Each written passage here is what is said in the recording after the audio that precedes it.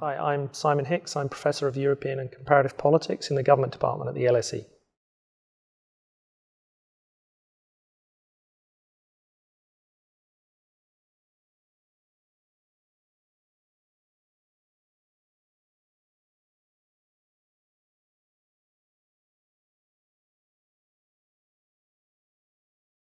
We started a project called VoteWatch because we wanted to open up the European Parliament to make it far more transparent to voters, citizens, interest groups, the media, policymakers. The European Parliament is a major legislative body, one of the most powerful parliaments in the world. It's responsible for passing all the laws that govern the single market in Europe. So a single market of 500 million people governed by a parliament in Brussels, elected by us as European citizens, yet we know very little about what happens inside the European Parliament.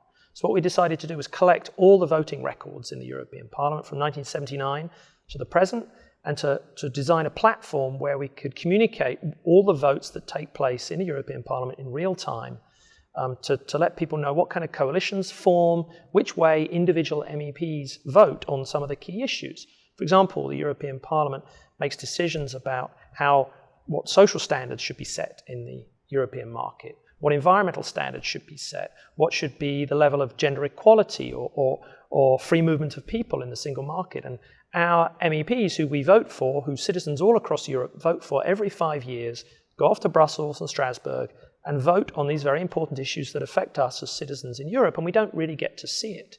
So it just seems too far away, it seems too complex. It's actually very simple, but nobody had bothered collecting the data and putting the data together on a platform that could be communicated directly to voters. So we set up VoteWatch with building on the research that we've done here at the LSE with a team in Brussels, and we raised some extra funds from outside sources so we could set up a team in Brussels to track live every vote that takes place. So now VoteWatch is the platform where the citizens, interest groups, media, and national and European policymakers go to track what happens on a daily basis inside the European Parliament.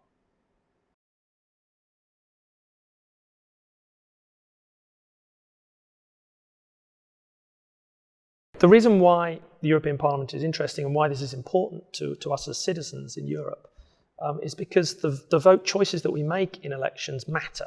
Because the European Parliament is a powerful institution and the type of coalitions that form on the issues in Europe matter. So, for example, if there's a centre-left majority in the European Parliament, we get higher environment standards or higher social standards. If there's a centre-right majority in the European Parliament, we get a more deregulated, more liberal single market. Now, some people might prefer higher standards, some people might prefer a more liberal market. And the way we as citizens can influence the direction of EU policy making is via our voting in European elections and our MEPs. But we don't get to see, the way to kind of connect the votes that we make in the ballot box to the policies that come out the other end is by seeing how our elected officials vote, what kind of coalitions form. See, the European Parliament is very different to national parliaments in Europe. It's much more like US Congress. So national parliaments in Europe, you have an inbuilt government majority. We elect the government then has an inbuilt majority for the term of office of the government, and it's going to win every single vote.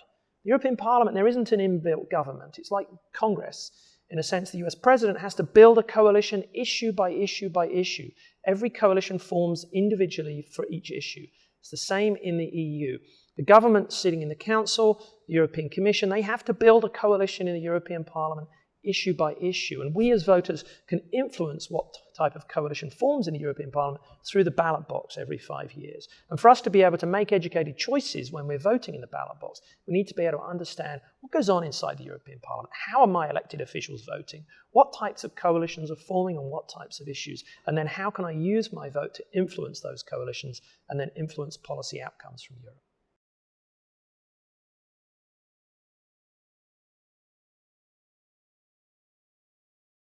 What's happening in a lot of parliaments across the world is through the new media, through the internet, through the availability of data sets, we're now able to monitor what our elected politicians have done. We've never been able to do this before. So in the 19th century, interestingly enough, the Times of London used to publish the voting records of the House of Commons every time a vote was taken. And so we as readers of the Times would be able to read exactly and see exactly how our national MPs have voted. And then for the next 100 years, this sort of disappeared into dusty archives and we could never see it. And now with the internet age, we can now put all this stuff on the web. So people are starting to do this with the House of Commons. People were doing this with the US Congress, and we've taken the lead on doing this with the European Parliament.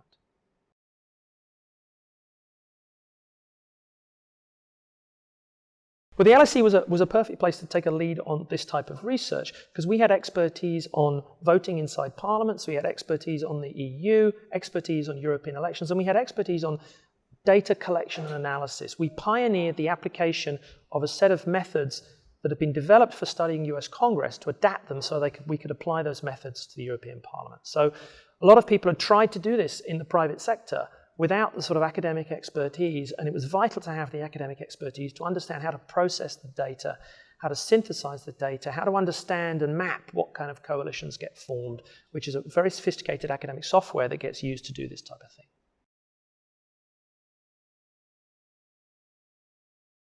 So having started with the European Parliament, we then adapted the model to apply it to the other major legislative institution in Brussels, the Council. This is the place where our government ministers go and vote. So it's two chambers, one with the government ministers, the other one with the elected MEPs.